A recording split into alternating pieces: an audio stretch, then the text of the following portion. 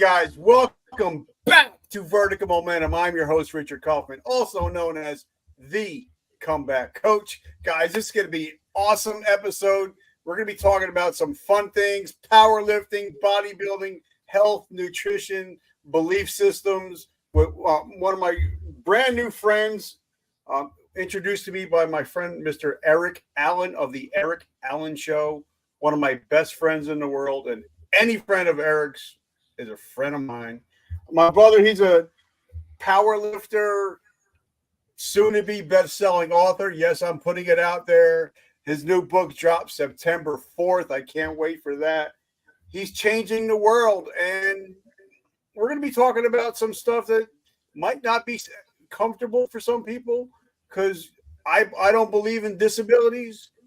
I believe in THISabilities. And I'm 60% blind, and I do more shit than most people get done every day. So, guys, this is going to be an awesome episode. And if you stay till the end, I'm going to give you an offer where if you invest $30 with me, you will get over $1,000 in bonuses. So wait till the end of this show. Chris, my brother, what's up, dude? How are you? I'm doing great, man. Thanks for having me. I really appreciate it. I love it. And got to give a big shout out.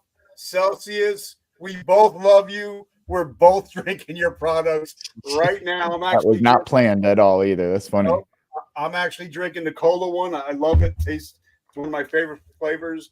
So before we even get started, brother, because I got so much I want to talk about. But what is your definition of resiliency? I don't like to make it anything fancy or Disneyfy it, at all. Resiliency for me is just the decision to keep going day in and day out, moment after moment. We have those highs and lows, and that's normal, but the decision to keep going regardless of whether things are great or terrible or anything in between. I love it. So now if people see you, they see that beautiful mug you got, you're handsome, you're successful, you have a huge audience and with a lot of friends. I don't call them followers, they're friends. But they wouldn't see that your whole life hasn't always been sunshine, rainbows, sprinkles. And when I tell people, I'm interviewing, I was telling my son, I'm like, he's a bodybuilder, he's a power lifter, type 1 diabetic. And he's like, oh, that's cool. And I'm like, yeah, but there's something else. And I'm going to let you tell the story. I'm not going to tell the story. So let's hop back in the Wayback Machine. Let's get in the DeLorean. Take us back to where you come from, where did you grow up, and how did you become the force that you are today? Yeah, man. So a lot of people see the pretty stuff on the outside. They see the tattoos, they see the muscles, they see the swoopy hair, and I'm like, oh, this guy's just always had it, I would love for that to be my story, but that's not. I didn't always have the followers or friends online. I was born with physical disability. And I have 2 fingers on my left hand and a shorter left arm. And I usually have a super cool prosthetic arm now that people love, makes me look kind of like a superhero. It's sick, But for the beginning of my life, it wasn't as cool. I grew up feeling broken. I felt like a monster. My entire life, people not only made fun of me for the way I looked or, how I was born, which is something I can't control. It kind of affected me to the point where I hid my disability for almost 20 years, 17 years to be exact. I hid it in a glove, in a pocket. And my entire existence revolved around hiding my disability, disappearing in the shadows, and not wanting to do anything that made me seen, Every movement was planned, whether it was going in a door or going into a venue or hiding my hand in a backpack or in a pocket, to the point where I would have to ask to go to the bathroom so I could take my backpack off. Otherwise, it would just dangle with my hand in my pocket. So bad that I almost got arrested when I was like 14 in Washington, D.C. at the monument because they told me to take my hand out of my pocket, and I said no. I would have rather gone to jail and get in trouble with security than take my hand out of my pocket. So my entire life, I was just a one-handed guy living in a two-handed world. And that's how I lived. I figured the world wasn't made for me, so I just have to kind of bow out and watch other people succeed. And I lived that way for a long time until I decided I'm over this shit, you know? Okay, so let's talk about, because I grew up with a mental disability, not a physical one. Now I have both. I'm mentally and physically disabled. But I grew up with severe ADHD. I grew up reading stuff backwards. But it was all I knew. So it's like, okay, I don't know any different, but it's different when you could see other kids with two hands. And when you want to go out and play catch, you're probably like, this sucks. Uh, it must have been hard trying to play video games. I'm a gamer. So how did you deal with that? And did you have one or two close friends that loved you for who you were, not just because you only had one really working hand? Man, I'm glad you brought that up because I really did everything possible. I played little league t-ball, and I would have to catch the ball in my right hand in the mitt. I would take the mitt off and then throw the ball back with the same hand. And that's just I adapted the whole time, which the shitty part of life wasn't growing up. It was around middle school when people started to point out that I was different. And they started to like really make me feel like shit about being different. Up until then, I just always adapted. I used what I had and it was no problem. I was always that person and still am the person who had 1 to 2 really close friends. I like a smaller circle. That's just my preference. And I never thought anything was wrong. We're all just like, this is what it is. We never even talked about it. It was just normal. And it's weird because like I feel like kids and older adults get that I don't care about anything mentality where like everything is fine. But in the middle, that's where everyone wants to put on the masks and hide and be this version of themselves that's not real. So in the beginning, no issues whatsoever, man. I played drums. I duct taped a stick to my hand and played drums. Then I eventually found a way to do a fingerless glove and shove a stick through the hole of a finger. And I played drums for 4 years, drumline in high school, in bands and all that. I danced. I did like break dance and hip hop. I did everything possible. But while I was doing all that cool stuff, it was almost a way to overcompensate for the lack of security that I felt and lack of confidence that I had. I didn't have to be in the crowd if I was on stage, and I was redirecting what you were looking at. Look how cool I can be doing this, or look how awesome I am doing this. But little did anyone know I was at home really struggling mentally. I hated the way I looked and the way I was born. So let's talk about, for me, Eric Allen, Joe Graham are two of my closest friends. They're people that I know that when I'm struggling, like when I wanted to take my life about 8 weeks ago, I reached out to them. They were my guys. They're still my guys, and I think that I have a lot of friends, and but my circle is small, and I keep it that way on purpose because I'd rather have 4 shiny quarters than 100 dirty pennies. I love You know that. what I mean? And Eric and Joe are some of my greatest friends. But now, because of Eric, I've had Mr. Rick Allen, the drummer for Def Leppard, on the show, and I've also had a gentleman named Brian Bogert on the show, and he had his arm ripped off, and he still deals with that. So when I talked to Rick, what was that like? Because if you're a drummer and wait a minute, there's a drummer out there that has no arm, and he's still playing drums, and that kind of say, okay, well, maybe this might not be as impossible as it seems. Yeah, it was one of those situations where I didn't see many people, but there were drummers with one arm, which was amazing. I didn't see many people in the bodybuilding space, and I'd always had that fascination in the bodybuilding space because I didn't see it. I think more so because I was petty and stubborn. I'm that kind of person that if I'm walking next to an old lady, she doesn't know we're racing, but I'm winning. That's me. I'm super stubborn. And people told me I couldn't bodybuild because of my hand. And then at 19, I got diagnosed with type 1 diabetes. So all of these reasons for why I couldn't do a sport that was based on symmetry, and I'm physically asymmetrical, but I'm way too petty to accept that. So I was like, all right, instead of saying I can't do that, I was like, how can I do that?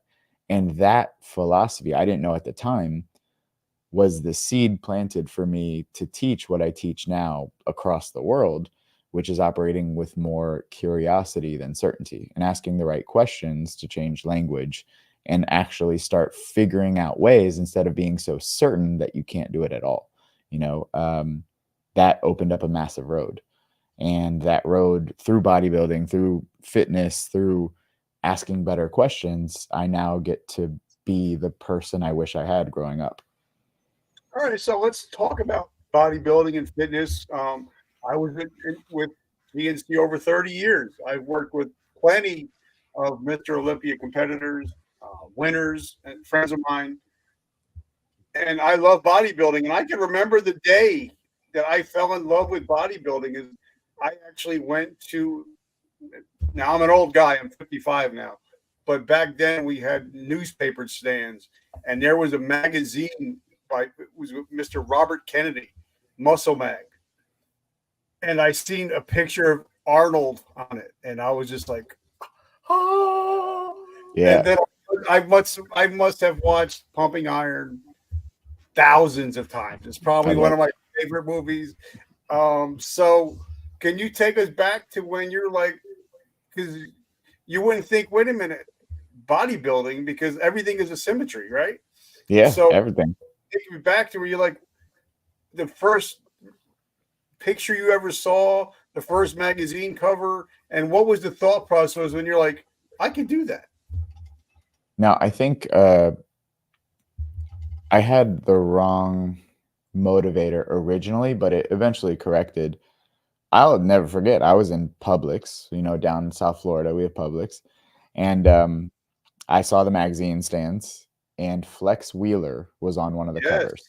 Yes. And Flex Wheeler, to this day, is still one of my favorite physiques. And I was enamored. I was like, that's incredible. And I was like, maybe if I had that, I would be more confident, I had no clue what it took to get a physique like that. And I'm nowhere near or ever will be near these genetic blessed people, but their work ethic is, untouchable. I was like, I want to do that. And I remember choosing to pursue improving my body, which I was still uncomfortable at the time, but I was like, maybe there's something else I can do, going to a gym and getting discouraged originally because all these machines are made for two-handed people. You go to do a fixed chest press on a machine and you're like, well, my left arm is 4 inches shorter than my right. What do I do? And I had to start like finding ways to adapt. And it was really difficult. I used so many different straps and attachments and tried so many things that didn't work. But all of those mistakes led to where I'm at now, figuring out a design to hold a bar and how to lift and how to adjust, which eventually led to me pursuing exercise science and getting a bachelor's degree in exercise science and health promotion to figure out how to help other people and myself who weren't exactly universally fit for the world, And for me, I think Ken and Mr. Bob Paris had two of the best physiques ever. And when you seen Flex Wheeler hanging out with Chris Cormier, and they had that group of guys, and they walk into a gym, there was something magical. Oh yeah, that happened, and I think he should have won, in my opinion, at least 2 or 3. Absolutely. I will say this to him, blue in the face. Flex Wheeler has been slept on in his physique. He should have at least won 2 Olympias. And if he were to be competing today, he would bring back the aesthetic. When comparing Phil Heath to Flex Wheeler, like it's insane to see. Honestly, I prefer the symmetry of Flex Wheeler. But I remember going to my first bodybuilding show and I met Flex Lewis, who is an incredible person. Hidetama Yamagishi, both incredible physiques. Well, so were you hanging out with the guys from Gaspari, my friend Rich? Gaspari was there, and it was Southern States in South Florida. CJ's Elite. She makes all the suits, and she was one of the people that helped me do my first show. And it was incredible to meet these people, because I'm like, I've only seen them in magazines, and I'm meeting them in real life, and they were so cool. Which, thinking back now, which is funny, it laid a lot of the groundwork of, if I ever got to be someone people wanted to meet, I want to be like them, because they were real. They didn't brush me off. They didn't just say, oh, just another kid who wants to be a bodybuilder. They like gave me the time, you know? And fast forward to now, when people come up to me, want to take either pictures or whatever, because of the world records and all the magazine and all the stuff that I've done, I always get pulled back to that moment where, like, be the person you were glad to have met when you were younger. And it's such a full circle moment thinking about that right now, you know? And, you know, I've been friends with Mr. Gaspari and his ex-wife now, with probably, I remember when I was with GNC, him and his wife used to come deliver their stuff out of their Rolls Royce, out of the trunk. Wow. They would deliver their stuff. And we used to have Branch was in the store, Hide, Kathy LaFrancois when she was with Gaspari, and Branch Warren and Flex. Flex Lewis, one of the nicest people ever. Yeah, he's great. But there's a reason why these people have longevity. Oh yeah, you know, because the way they treat people and the way Hide was always nice, Kathy was nice, Branch Warren and his wife Trish, amazing people. But you know, there's a reason why either you stay in the bodybuilding community for a long time, or you're a flash in the pan and then you're gone. Yep. So talk about, because a lot of people don't know the seedier side of bodybuilding and powerlifting. Like, I talked to everybody, you know, because I competed a couple of times, and I was like, when I was on that stage, that's when I was at my weakest. Oh yeah, absolutely. I was my best, but I was at my weakest. I was depleted. I had no fat. Yeah. I had no carbs, no water. And there's a reason why people like Andreas Munzer died right after a show. Yep. So talk about, sometimes you see the glorious part of the bodybuilding, but you don't see the downside of the bodybuilding and powerlifting also. I think bodybuilding is definitely, every sport has its unique struggles, but bodybuilding is tough because the food, the minute by minute stuff that you have to do outside of the gym, you know, it's not just, the gym is the fun part. The other stuff is the awful part. Eating and controlling and cardio and all of that. I wanted to be a bodybuilder, you know, at 19, 18, but I was skinny little runt, you know, I was 130 pounds in high school.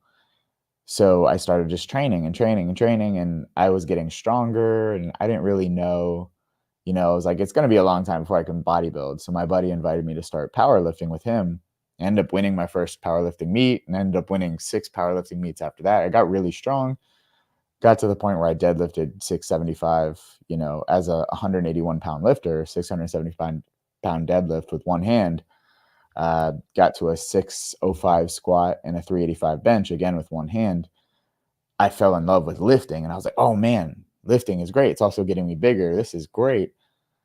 The bodybuilding stuff, though, people don't realize. You see people in magazines and the cover shoots, they feel like shit. They don't feel good. The stuff they've had to do to get there can be health compromising. And I was lucky that I had a coach who's also a friend and a fellow type 1 diabetic coach me to get to the point where we did it in a healthy way as much as possible. But even my healthy way was something that's not usual for most people. And it does require a lot of effort to get that lean. Social media has made it seem like it's much easier than it actually is, you know, and it's unfortunate because bodybuilding is a commitment. You don't become a bodybuilder by luck or by going to the gym 4 days a week. That's just not what happens.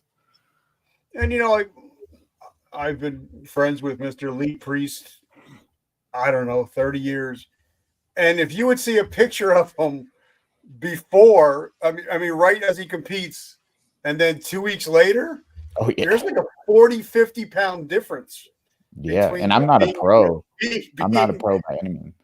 But being in shape, and then 3 weeks later, all that weight comes back. There's a big health. There's a lot of health issues that come with that going up and down. And it's amazing. Like I had my friend Clark Bartram's been on the show, and he stays in competition shape 52 weeks out of the year, and he's over 50. And I'm like, I don't know how you do it, bro.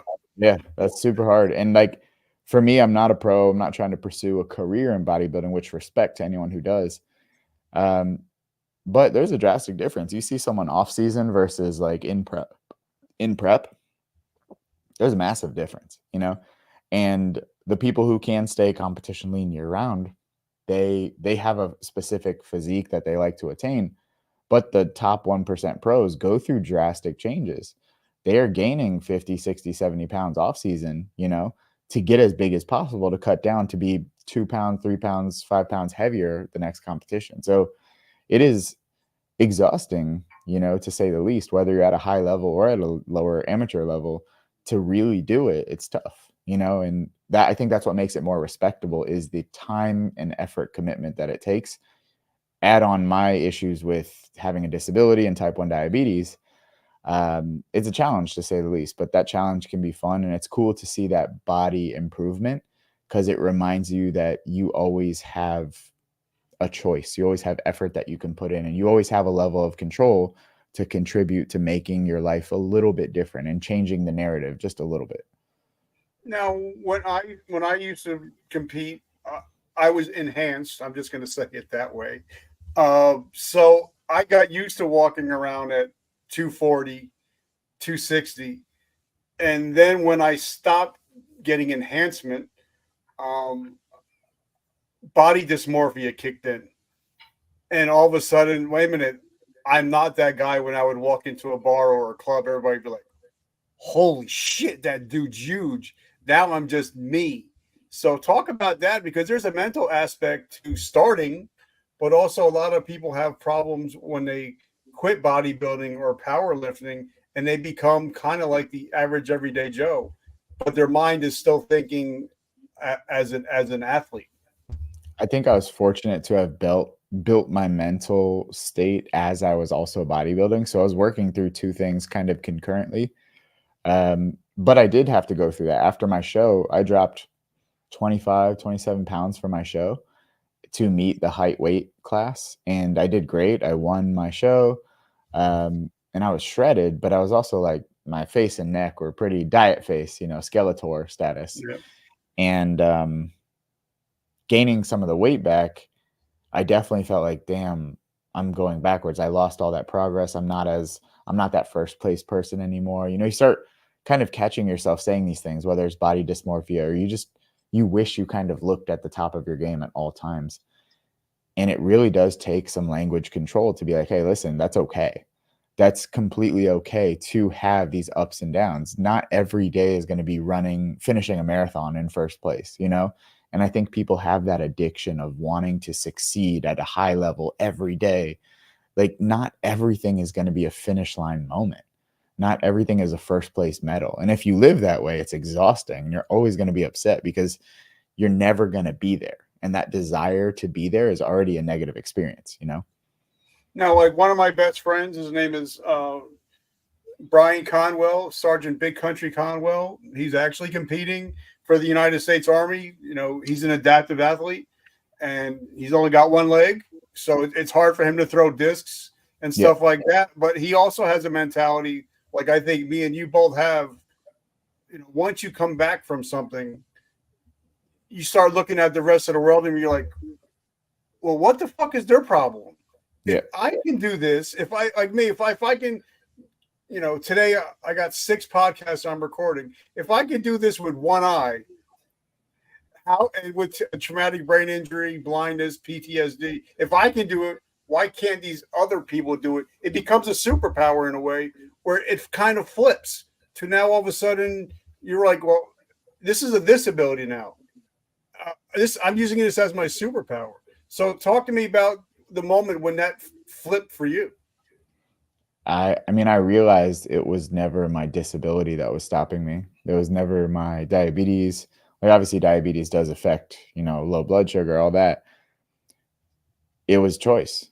And it's never, I can't do that. That's a lie. And that's what really built on the idea of language matters so much. Because if you say, I can't do 6 podcasts in a day, that's too much. That's not true. That's a feeling, and feelings are not facts. Because you can do that. You have the ability to do that. You might not have the desire to do that, but you have the ability to do that. And everyone possesses that skill to either use or confuse desire and ability. I know that because when I ask people, do you work? And they'll say yes. And I'll say, do you have to work? And they say yes. And I say, no, you don't. You could be homeless. That's a possibility. But somehow you took the possibility of being homeless and turned it into a necessity, even though in reality it's not a necessity. So if you have the ability to turn a desire into a necessity when it comes to work ethic, you can do that with any aspect of your life. You might not want to, I get that, but feelings are not facts. You have the ability, just like I do, just like you do, just like anyone does.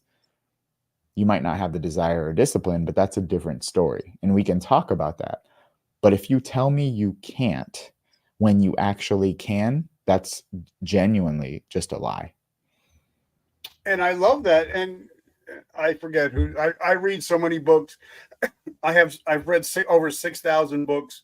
I got 18 books going right now and 2 audio books. So I forget where all the quotes come from. But somebody once said that if you think you can or you can't, you're right. Yeah. So talk about that. If you want to change your life, you got to stop your BS and change your BS. And that's your belief systems. So talk about how important the mind is, because even, a lot of people talk about Think and Grow Rich, but I'm like, I want to know who he learned from. So I went back to the Carnegie brothers, and something they talked about is that your obsessions become your possessions. So talk about, using that RAS system. Because I know you're big on this shit. I know you love this stuff. So talk about how important the mind is to your success or your failure. I think it's important to show, don't tell. I could tell you till I'm blue in the face. You got to control your language. You got to think more positive. That's great, but let me actually show you. Are you a morning person or a night person? Depends. And I tell everybody on Sundays I'll sleep until 11. But if I have to get up and do something at 3 a.m., I'll be there at 2:30. So it all depends on what's going on. But normally I'm a night. I like to stay up later, Okay, and go to bed and get up a little bit later. And you said the right thing, because most people will classify themselves as something, whether that's a morning person or a night person. And that's not who you are. It's just a habit you have. When someone says, I'm not a gym person, I'm just a person who has a habit of going to the gym. I can change that at any time by not going to the gym. Just as someone who is not a gym person can change that at any time by going to the gym. I wasn't born a gym person. You were not born a morning person. You have a habit of waking up early. And if you want to become a night person, you just make a habit of going to sleep later. You're not lazy. You've had a habit of being lazy in the past, but that's not who you are. And that might seem like semantics, but here's why it's so important. If you believe that you are lazy or you are a past habit that you've had, you will cherry pick data to prove that, because no one wants to be wrong. So by telling yourself you're lazy, when things come up and you're supposed to act, you don't act because you're lazy. You are proving yourself right. And that's only hurting you. You're not lazy. You just have a habit of being lazy in the past. So you can change that at any moment. You are not your past habits. You can change it anytime. But language keeps people stuck. It keeps people believing things that aren't true. They use feelings over facts, and they misconstrue all this information and act on it. Imagine acting on faulty information. If I told you, here's an investment strategy to make $1 million, it's not going to work, but still invest, you would never do it. But that's what people are doing with their lives. They're telling themselves stories that are incorrect and acting based on that false information. And it's so frustrating because I did it for so long. I feel like it's my job now to help people stop that incorrect or negative storytelling that's ruining the rest of their life.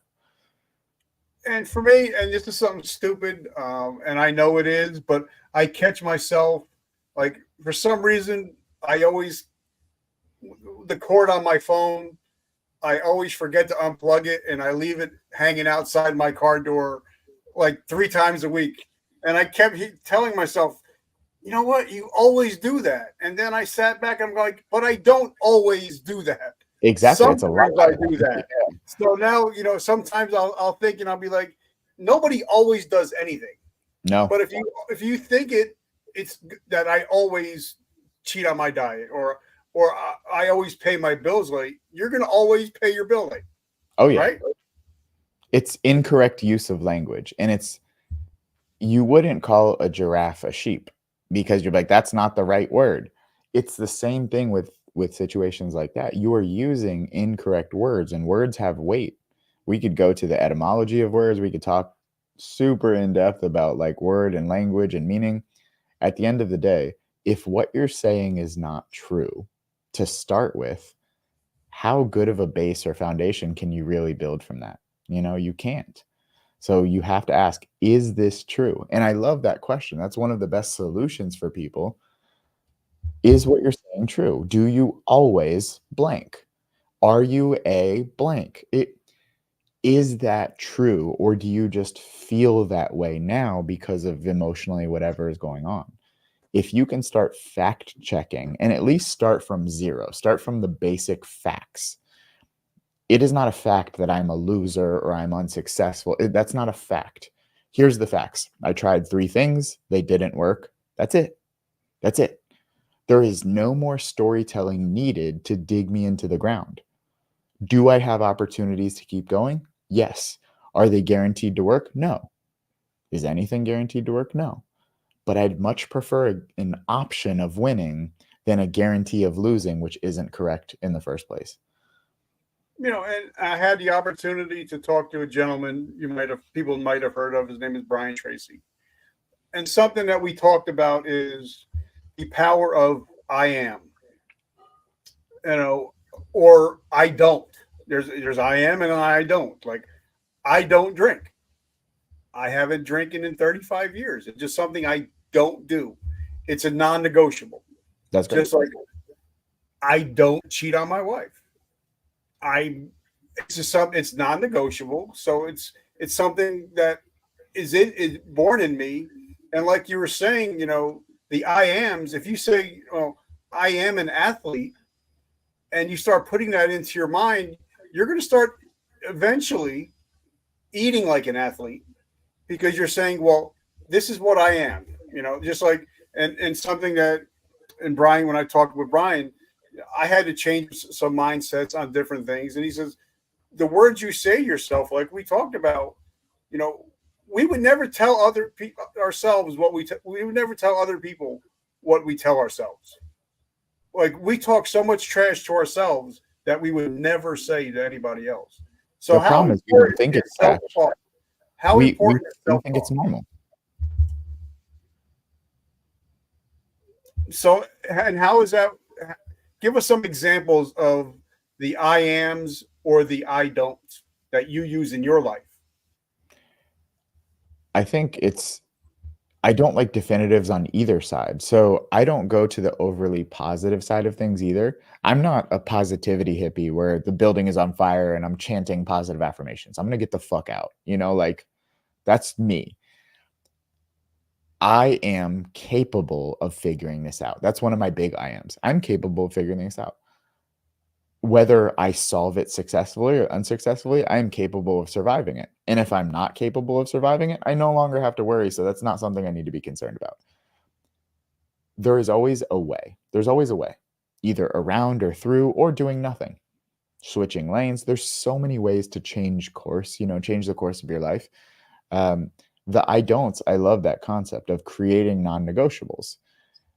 Language is such a big thing for me. You don't go to the gym. Exercise isn't punishment. And I think we need to reframe the way we think about a lot of things. Work is not punishment. It's an opportunity to provide, whether it's for yourself or for your family. It's an opportunity to grow or to learn. Are there times where it's shitty? Absolutely. I'm not going to take that away. Trust me, I don't see everything through a motivational lens. There are some times where going to the gym sucks. There's some times where going to work sucks. But all of that has a purpose, and it's for your goal, for your betterment. You chose to do this. This is a choice, you know? I remember talking to someone and I asked, like, what's your dream job? And they're like, I don't dream of work. And I'm like, I get that. Trust me, I get that. That's nice. I used to think in a perfect world, I wouldn't work. I would just have millions of dollars. But that's not true, because I prefer figuring things out. I prefer helping people. I prefer creating and building. I love that. But that's me personally. And the benefit is you don't have to be like me. You get to be like you. But you have to find the best version of you that you want to become. Otherwise, you're wasting away and doing nothing in life. There is more to life. And I truly believe progress plays a huge role in fulfillment and happiness. If you don't feel progress in your life, chances are you're probably going to feel some of that depression and heavy feeling in your feet, you know?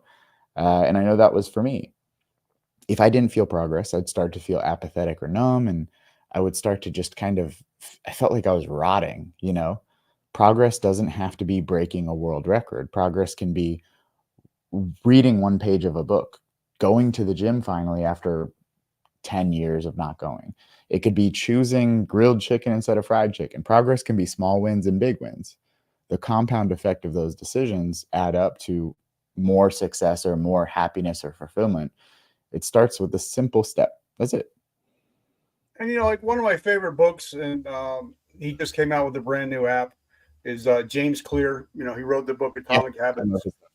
And it's amazing how a lot of people will stack their losses instead of stacking their wins. And even if it's a little win, it's like, okay, I didn't have 8 pieces of candy, I had 6. Yep. So so you have to stack your wins, because if you don't see progress quick, you're not going to stay with. Like, I knew that January 1st at GNC, I'm going to be packed. It's going to be mobbed with everybody wearing new sneakers, new workout clothes. Yep. I'm not going to see them again in April. So, but it's amazing how if you don't see any progress quickly, you're going to quit. Yeah. So, even if you see a little bit of progress, 1% a day, it may not seem like much, but in a whole year, you're a different person. So talk about how important it is not only to, realize that losses that you've incurred, but also to stack the wins that you are occurring and have occurred. Because a lot of people had wins in the past, but we forget about the wins we've had in the past, about what it took to get there. So talk about that. I talk about this a lot in my book, The Art of Changing Course. Creating change or sustaining change, a lot of that comes into, yes, reframing language, but also reframing your proof.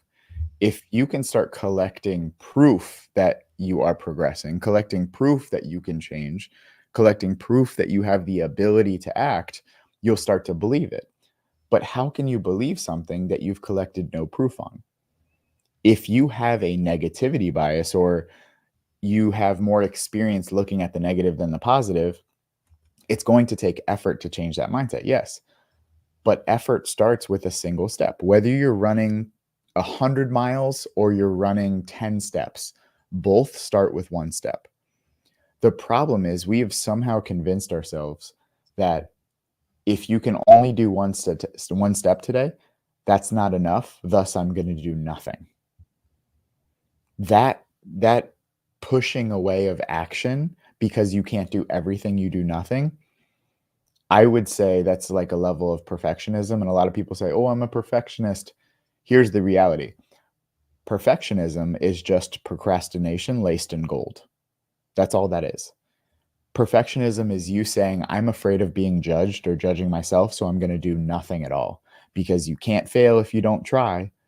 And that same kind of mindset, if adopted everywhere, you can't get into a car accident if you never leave your home. How much are you going to reduce your life because one step is not enough, or I'm afraid of something happening? Going to the gym one time is better than going to the gym 0 times. No, it's not going to get you to look like Flex Wheeler, but it's also a single step forward. And the compound effect of single steps create the goal. In my book, I have a specific example. If you took a flight from LAX to Milan, Italy, and that flight path changed by 1 degree, just 1 degree, you could end up as far as Tunisia in Africa or in Austria, completely different countries, just by changing 1 degree. Yeah. And what that tells me is if the life path you're on is not where you want to go, you don't need a drastic change. You just need a 1 degree shift over time. And that can end you up in a completely different space, change the course of your life completely. You don't have to do everything all at once. And honestly, you can't. You just have to do something consistently over time. And that's true progress. And, and I tell my clients all the time, I would rather see imperfect action than perfect inaction. Absolutely. Even like Gary Vaynerchuk, even like he would say, some of his most downloaded videos were made in a camcorder at a garage sale that had tens of millions of views. He didn't worry about having the perfect lights, the perfect camera, the perfect microphone. He just did it. And I think, a lot of people, like, one thing I love about you is, because I know when the book comes out, like I said, I'm going to be the first one to have it. And a lot of people are going to say, wait a minute, there's just 3 steps? Because sometimes we look for, I need the 10 steps. I need 20 steps. And so, like, I've been in recovery 35 years now. I haven't had a drink since 1989. And, and I believe that, sometimes it's just the easy steps that you have to take. Because a lot of people, we are a simple people that complicate shit. Oh yeah, absolutely. Instead of taking a book with 30 steps, and you see a book with it'll say 3 steps. Most people are going to be like, I want the book that says 30 steps instead of taking a book that just says 3 steps. So talk about that, is how what you're going to do with your book is different than what most people are used to books having.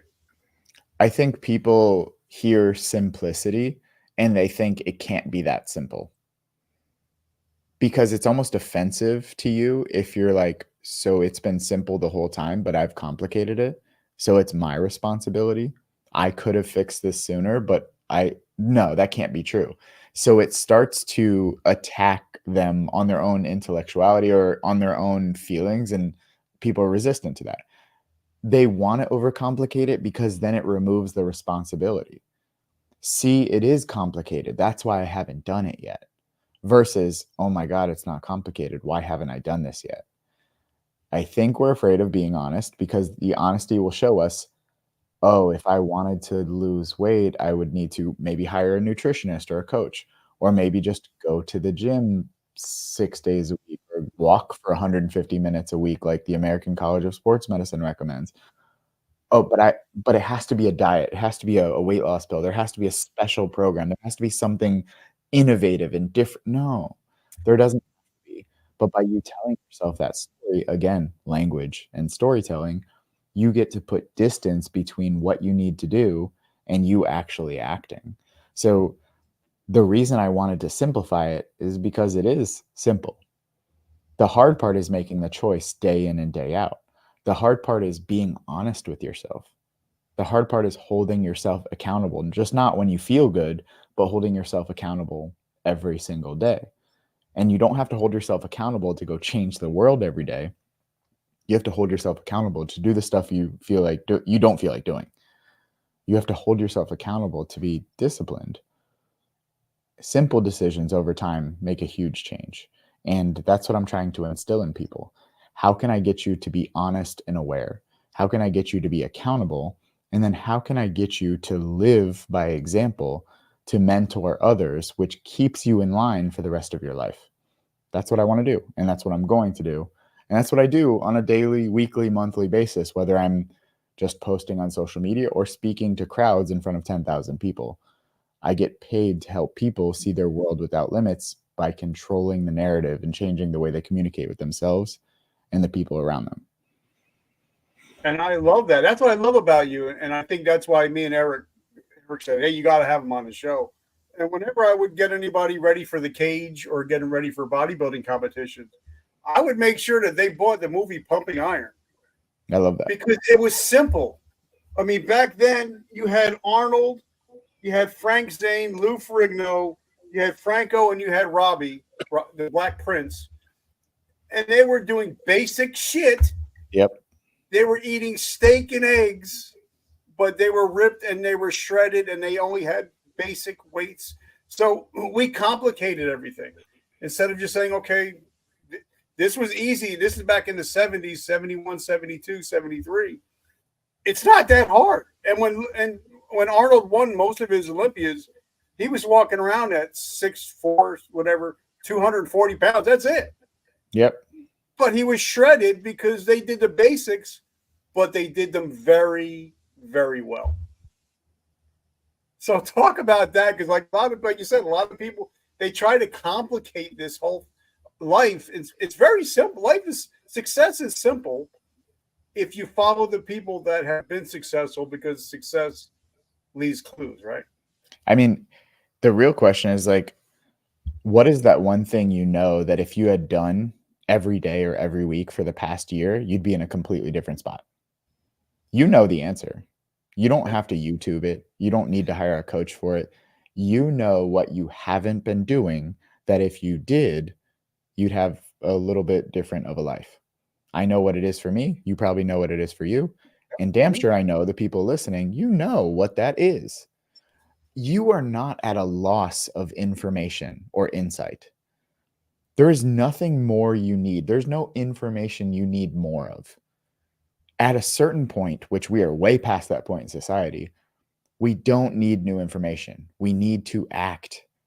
Motivation comes after action. And I love that, because people will ask me, like, how do you stay so motivated all the time? I fucking don't. Dude, sometimes I just want to eat snacks and watch Netflix and do nothing. I'm fortunate to work from home. So there's days where I'm like, I don't feel like doing shit. I'm not doing anything. But the question is not how do you stay motivated? It's how do you develop the discipline to do the shit you need to do, even when you don't feel like doing it? There has to be a calling or a purpose or some sort of why that drives you to do this stuff. And if you don't remind yourself of that, or you don't have it, you're always going to fall to temptation of laziness, desire, dopamine, social media scrolling, any of that. You're going to fall to distraction instead of falling to your drivers that keep you on track. Most people don't know where they're going. So why the hell would you work harder to not know where you're going? Okay, so let's talk about, because we know everybody's come January, everybody has these New Year's resolutions and the New Year, new me bullshit. We all know that 97% of the people by February, it's gone. But when I talk to my clients, the first thing I tell them is, I want you to have a vision board. I want you, like on my phone, I don't even know it's over there. My phone is, I have the beach house that we're going to get. I have the boat already. I have the truck, and it's on my phone. So whenever I open my phone, that's the first thing that I see. And like, we just came back from the Bahamas. And that was on my vision board for a year, to go to Atlantis. And I was sitting there, and I picked out a house in the Atlantis, and I sat there on the beach just smelling the ocean air, getting that smell. So I know that once I got back on Monday and I'm starting to crush it again, now I have that smell in my nose, that I know the feeling that I have. So when I have a goal, if you have a goal and you have emotion behind it and a why, you're pretty much you could be pretty successful if you put the why and the emotion together. So talk about how just not having a goal, that doesn't mean anything if there's no emotion behind it. Most decisions, if not all decisions, are made emotionally. As much as we want to be logical, most decisions are made emotionally. True decisions and things that we stick to are made emotionally. The problem is, emotionally, we get a lot of emotional feedback from sitting down, relaxing, Netflix, social media. We get dopamine, emotional responses, or serotonin. We get the neurotransmitter fix from things that give us immediate gratification. So that's why we resort to them. Drugs, sex, alcohol, partying, gambling, all of that. We get the emotional response.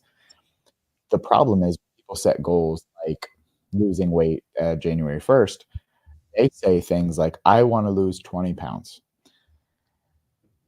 I was in the health and fitness industry for a long time. I got my degree in that, and I helped hundreds of people lose thousands of pounds over my career before I switched to professional speaking.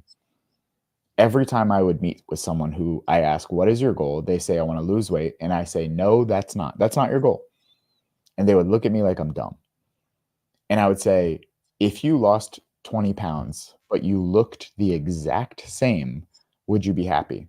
And they say, no.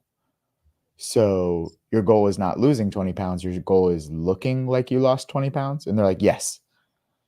And I'm like, that's also not your goal. And they're like, what the fuck is going on? Why are you doing this? And I'm like,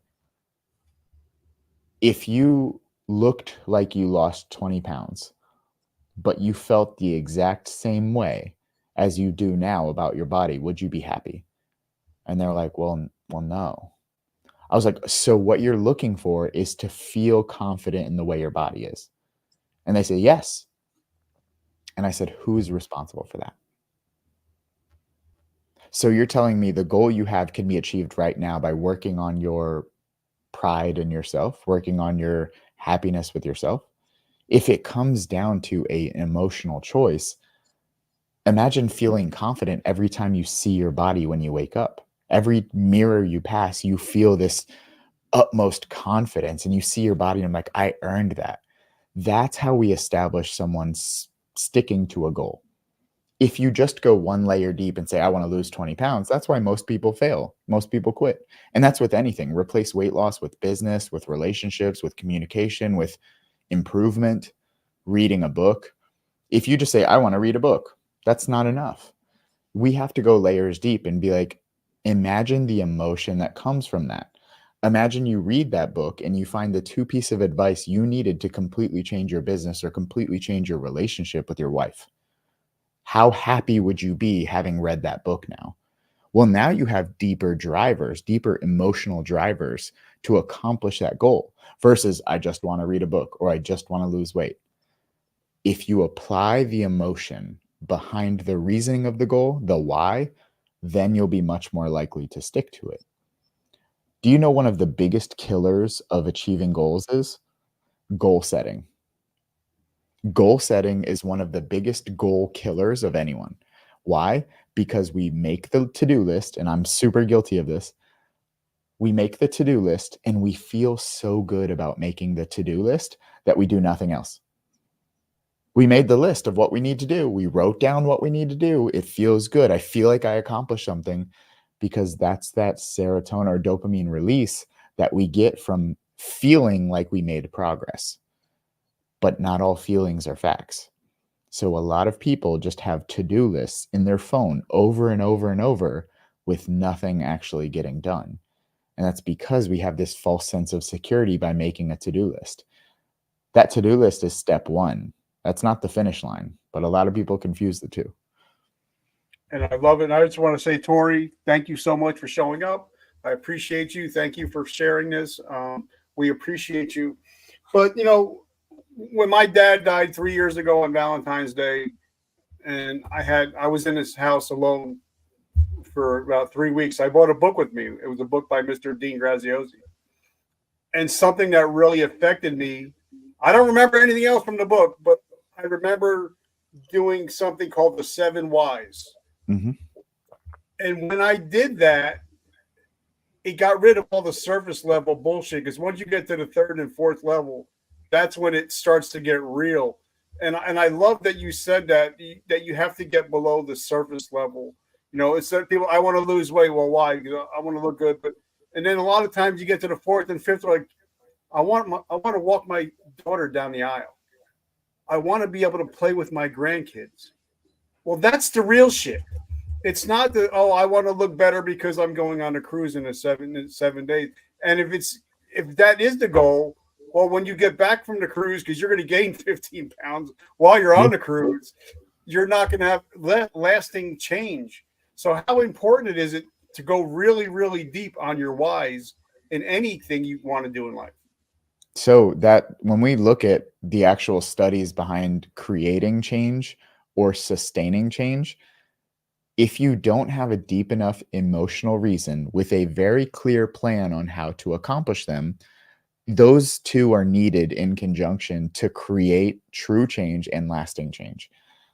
Now, the other funny part, which is kind of weird, but it kind of shows the survival mechanisms of just humans, loss aversion or negativity spinning goals works a lot harder. Loss aversion states that people would rather not lose $10 than gain $10. Yes. People are more afraid of losing than they are winning. Michael Jordan, his quote, "I hate losing more than I love winning." Yep. If you can spin your goals with a slightly negative bias, that can even help or attribute to you pushing it. Obviously, there is a rate of limiting returns. If you're just beating the shit out of yourself and, berating yourself, that's a problem. But the cruise example, I want to lose 10 pounds to look good for the cruise. That's great. But maybe we can spin it to say, I want to lose 10 pounds on the cruise because I would feel good. But also, last time I went on a cruise, I was afraid of taking my shirt off. And I don't want to feel that again. Now there's a little bit of, okay, I know I don't want to feel that. By doing this, I won't feel that. And I will remove that negativity. I'll remove that feeling that I know I don't like. Now there's another driver. It's the same reason why some people have a vision board. Some people have a pain and pleasure board. The pain board is like, if I don't do the stuff I need to do, I won't be able to take my family on that vacation that I wanted to. I won't be able to live the life that I wanted to. I won't be able to retire my mom. I won't be able to enjoy life as much. I will struggle going to sleep at night. And it sounds weird to add the negativity, but it's also the reality.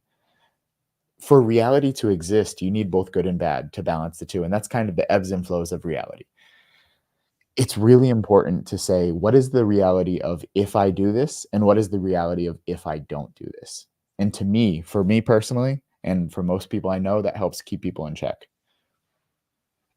Okay, so let's talk about something that I never really hear about it, and I realized it on the cruise because we had I think it was white night where we're eating steak and lobster. Everybody's dressed in white, and everybody's got their phones up, and I'm thinking, how many people are actually enjoying this moment? How many people are actually living in the moment? Like for me, I realized once my accident happened that life is not guaranteed. I have to enjoy every single moment. So I'm not thinking about what do I have to do when I get off. I'm enjoying my conversation with Chris.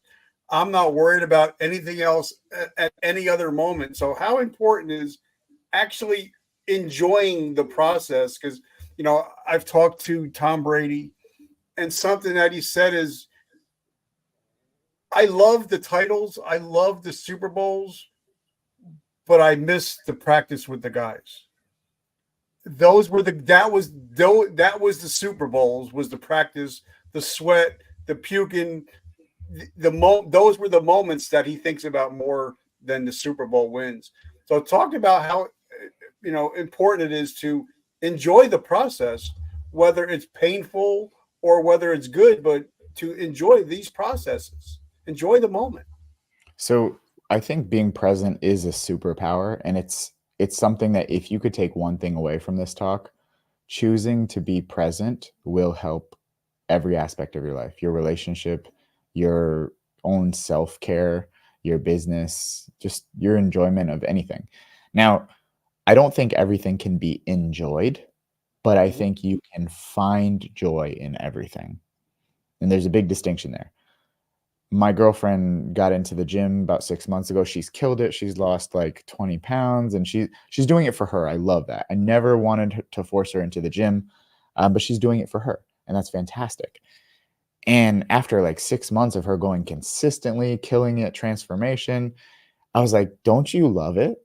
And she's like, no, I hate this shit. And I kind of laughed. I'm like, but I thought you're going every day. Like you're so into it. She's like, I don't enjoy it. She's like, I know you enjoy it, but I don't enjoy it. But I've found ways to make it good because I know I'm getting stronger, because I know the stuff I'm doing is helping me. And that, I loved that distinction, because like, you're not always going to enjoy everything. You go to work, sometimes it's not enjoyable at all. You're like, if Martha from accounting says a dumb joke one more time, I'm fucking done, you know? But you can find joy in any moment. You can find joy. And that's your responsibility. Not everything in life is going to be sprinkles and rainbows and all that. But for me personally, and what I help people do, how can you find joy or peace or something beneficial in the moment? Because at the end of the day, here's the one question you can always ask yourself. Is the thought or language that I'm using currently, the story that I'm currently using, helping me or hurting me? And if it's helping you, keep doing it. And if it's hurting you, you have to change it. But that's only your responsibility. No one can do that for you. And and that's one thing I love about you, because you have the heart and the mindset of a champion. Like, I love Tim Grover. I love his book Relentless. And I love how he would talk about how Michael and Kobe would literally be crying because they were happy, but then they realized the next morning, while everybody's out celebrating, Kobe and Michael were at the gym. Yep. Kobe and Michael were like, fuck, another year? I got to do this for one more year.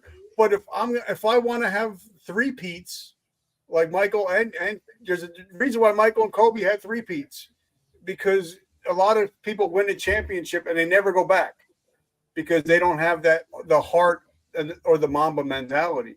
So talk about that, because like, I had a friend of mine, Rich Davini, he wrote a book called The Attributes, and something he talks about is a 3-minute rule. Like me, if a podcast guest bails on me, all right, I'll be pissed for 3 minutes, and then I'm going to move the fuck on. Or if I just found out that our podcast got ranked in the top 5 today, okay, I'm going to celebrate it for 3 minutes, then I'm going to move the fuck on. So talk about how important it is not just to rest on your laurels, but if you win one championship, you got to put yourself in contention to win the next thing, or else you're not going to be successful long term. Yeah, I think it's important to always reset goals and not just ride off past accomplishments. I will say some people don't always want to continue to be like at that level. Bodybuilding, I did it. I made it my goal. I wanted to do it once. I'll probably do another one, but I don't want to be a pro at it. That's a personal choice. Now, for my speaking business, that gets all of my effort and attention. I continually want to be better and better and better. So I think there is a level of almost self-sabotage by trying to be the best at everything, which we know is damn near impossible. So we don't want to confuse that. You don't have to be the literal best at everything, but pick your thing or your things that you truly want to put all your effort into. You have to have that reminder that, like, hey, at the end of the day, whether it's going good or bad, you have to keep going. I remember my dad, I had some crazy cool opportunities. I walked in New York Fashion Week as one of the only disabled diabetic, like, adaptive fashion models, which was super cool. Been in People magazine, did a TV show with The Rock, like, all that stuff is super cool. And people would ask me, including my dad, like, isn't that amazing? Like, isn't that so cool? And I'm like, yeah, it was really cool. But that was one of the seeds I planted. I have 1 million more acres to plant seeds. And if one of them grows, fantastic. Otherwise, I'm going to keep planting seeds. My dad would ask, like, aren't you upset that one deal didn't come through? That could have been huge for you. And I'm like, yeah, it could have been huge for me. But I have a lot more seeds to plant. I would appreciate if it happens. I appreciate it if it does happen. But at the end of the day, life goes on, and so do I. My whole philosophy, and I hope this can help one person out there, plant 1 million fucking seeds, hope at least one grows, and if they don't, plant 1 million more. Keep planting seeds, because something is bound to grow, something is bound to show up. Cultivate the ones that you need to, hope for the best, but don't invest too much. Domesticate the emotion to be like, if it happens, great. If it doesn't, that's life. There's no need to oversalt the steak. The story is the story. Don't make it worse. Well, I also believe, 'cause I'm a big sports guy. I'm a big sports freak. There's a reason why people like Michael, people like Kobe. There's other people that were talented or maybe more talented, like Antonio Brown, uh, Ron Artest, or Meta World Peace, whatever his name is this week. They were dominating their field until they started losing focus. And focus, I believe, for me, is follow one course until successful. And Kobe said, I stay in my lane, but I dominate that motherfucker. And I think a lot of people, when you start seeing success, they get that shiny object syndrome. Oh yeah. And instead of losing one thing, they lose everything. So talk about that, the shiny object syndrome. Man, I've been there, dude. Like, I remember I had a pretty drastic change course moment in my life where I was known as the fitness guy, the power lifter, and I had all the clients. At one point, I had like 70 some clients all around the world. It was great, but I was getting burned out, and I kind of knew this isn't it for me anymore. I wanted something different. The speaking thing, I knew I wanted more of. Man, that is so tough to make that decision and get distracted, because then I was like, oh, but maybe I can make the fitness thing work. Maybe I could try this course. Maybe I could try this new strategy. Maybe I kept trying things that just weren't working. Instead of staying in the lane, I tried to add more lanes and become the Walmart of everything, and nothing worked. I deviated from what was working to the point where I got burned out. And a lot of us do that. We're like, if this is working, imagine if I add these 10 things, that would be even better. If you can't master the one thing that you truly have fulfillment in, adding more is never the option. I have a really fascinating book that I love reading over and over, just randomly flipping to different pages. It's called Subtract, and it's not a common self-development book. It's not like a James Clear or anything. I have it. I have it upstairs. I love that book. Absolutely love that book. And that book really taught me the power of removal, not addition. It is more, I think it's Richard Price who said, it's more beneficial to remove negativity than it is to add positivity. The removal of things is much more powerful in today's world than the addition of things. You don't need more camera equipment. You don't need more business coaching. You don't need you need less of the shit that is holding you down. You don't go faster in the boat when the anchor is locked. You have to get the anchor out. So I think people have to remind themselves, like, hey, shiny object syndrome is real. We all have it. We're all tempted. The temptation doesn't require action. There is space between temptation and action, and that's called your choice. Remove the anchor before you fucking hit the gas, So how important, because in my life, I have my 3 or 4 pillars. If it's not God, family and friends, business, I'm probably going to say no. And I say no a lot, because if it doesn't get me to where I'm going, or if it doesn't fit in that 3 or 4 part framework, I'm going to say no. So, and sometimes it's people that are in your life. And like you said, I love that book. I was reading it. I actually brought that book and another book on my cruise. And it talks about, subtract, addition by subtraction. And sometimes the people that are in your immediate facility, they're in your boat, but they're poking holes. Yeah. Sometimes you got to throw the fuck out of the boat. So how important is the word no to being successful, even in your life, your marriage, or your relationships? No is a full sentence. It doesn't require any explanation. It doesn't require justification. For some reason, we feel uncomfortable saying no. We feel like we have to stammer and explain, well, no, because, no, just no. No is enough. You don't need to take on more. And here is the reality. This is big for me when I became a keynote speaker, and I wanted to help everyone. And I still do, but in a different way. Everyone wanted a piece of my time, a piece of my energy, a piece of everything that I offered. They wanted it now when they wanted it. They wanted it free. They wanted it cheap. If I gave everyone everything that I had whenever they wanted it, I would have nothing left to give myself or anyone else. I had to learn no. And it was a very hard thing because I wanted to help people and I thought no was bad. A former mentor, and I'm sure you've heard this story, but I'm going to tell it again for anyone who hasn't, explained to me the difference between a lighthouse and a tugboat. And I love that concept. A tugboat goes out there and saves all the boats that are drowning, but they can really only save one boat at a time. They have to go out there and risk their own life to save this one boat and bring it back in. And by that time, they got to go back out and rescue another person. The lighthouse stays where it's strong and guides all of the boats to safety. It shows people where to go and it allows them to do it themselves. It can't save the drowning boats, but it can save all of the boats and a lot more.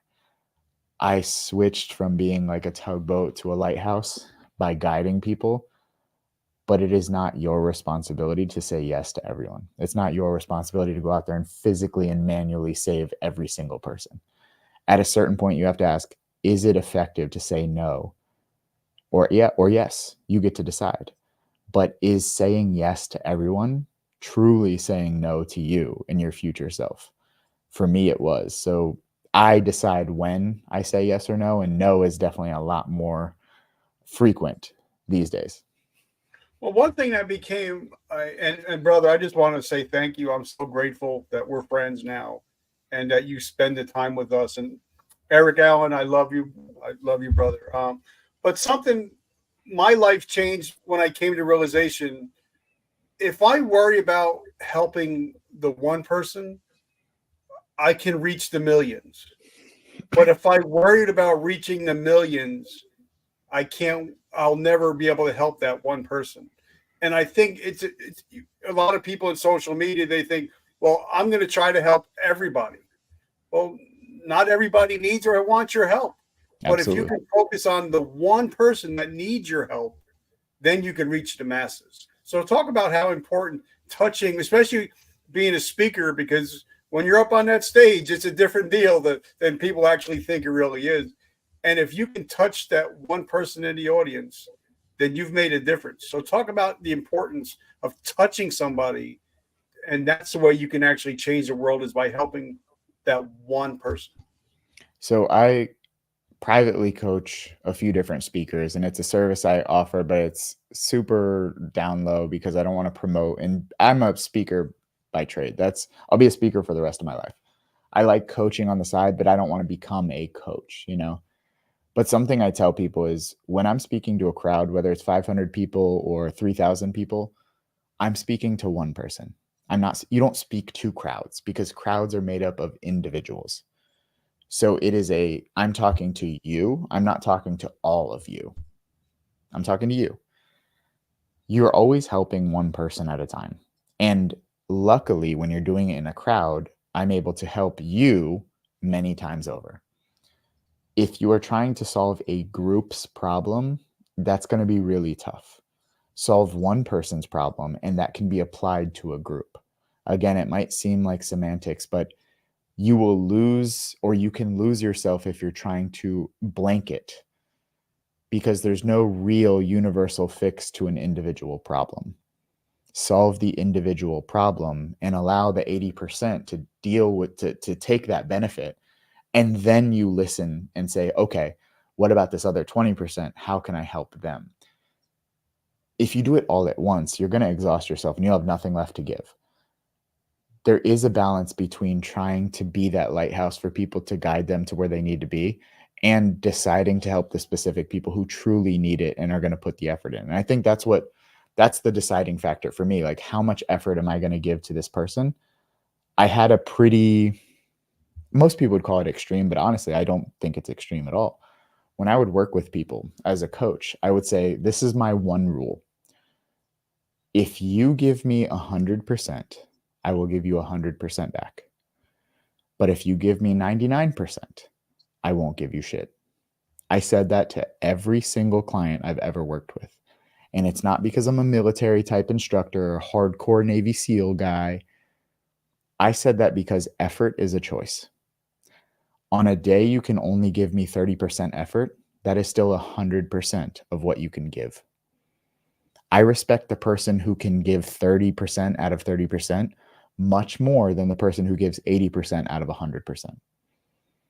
By giving what you can, you are always giving 100% effort. Regardless of if today is a 100-day or a 30-day, you give what you can. And that's always been my rule, always been my philosophy.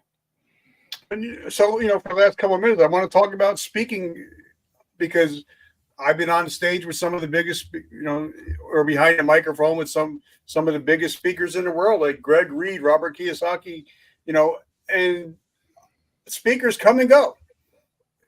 Sometimes you'll see a hot speaker and then they're gone the next month or next year. Is because, like, when I get paid to speak, I get there a day early. I actually get to the wherever I'm speaking hours early. I walk around. I'm talking to everybody. I'm helping set up chair, whatever you need. I got you. And then when I talk to these people, they don't even know I'm a speaker. And then when I get up on stage and I start mentioning them by name, mentioning their stories, you could see they're like, this guy actually cares. And you can hold an audience in your hand if they know that you care. But if you're just going to show up half hour early, you have all these bright lights and these pictures behind you, and at the end, you're not selling anything because nobody likes or trusts you, then what are you really doing? And a lot of it's pay to play. So if you're paying to play, but you're not touching anybody, then you're not going to be a good speaker. So talk about how important that human connection is when you're speaking to an audience and actually meeting the audience sometimes beforehand. Absolutely. So there's two different kinds of speakers. There's the speakers who sell stuff from stage, and they either pay to play, they pay to be on the stage, or they're just selling stuff from stage. I'm on the other side of speakers where I get paid by corporations and associations to open and close events. So my general fees are between 15 to 20,000 to do a keynote. And I generally don't sell stuff from stage. I do have different services that I work with companies, but I always similarly fly in early. My big thing though is staying after to have the long, deep, intimate conversations, because whenever I do a Q&A, undoubtedly, whether I'm talking about change management or disability inclusion, or I'm talking about overcoming adversity, undoubtedly people will ask questions, but the real questions people want to ask, they don't feel comfortable asking in a group format. So I know every time I'm done talking, I go to the back of the room or I find a table, and there will be a line of people to talk with me. And it's that time that makes me a speaker that I always get repeat bookings. And I don't do it to get repeat bookings. I do it because I'm a fucking human. And I want to give people the time of day and the respect of having an ear, an unbiased ear. Some people just want to talk at me and I just listen. And that's great. Some people ask questions. Some people just want to share random information. Some people are just weird. And I'm like, cool, be weird, do your thing.